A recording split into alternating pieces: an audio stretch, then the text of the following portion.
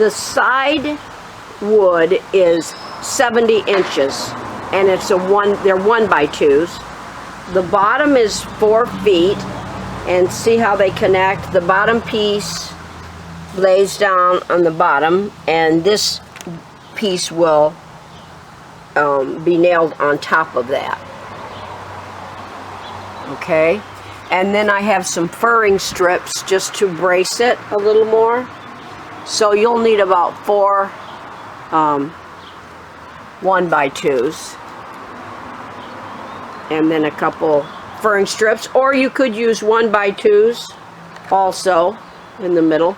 And I just use some finishing nails, about 1 inch, maybe a little over 1 inch. The top is a piece of paneling. I've turned it around, you saw it on the other side, and painted it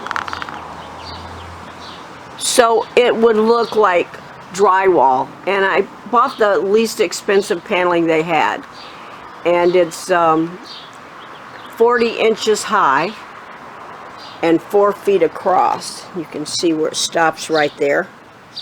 All right, and then Home Depot has this paneling, and that is the size of it when you buy it right there. And I put that on the bottom. Now, I also had them cut my paneling to 40 inches so it would fit in my vehicle, because I didn't have a truck. So the bottom piece is 33 inches tall and 4 feet long. And these trim pieces were scraps they had, short ends, so they weren't very expensive at all.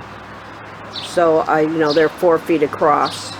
When you get through, it's the top, I put a little bit above the wood, the brace, but you don't have to do that. But it'll be about 6 feet tall. And I just used a few finishing nails on the woodwork.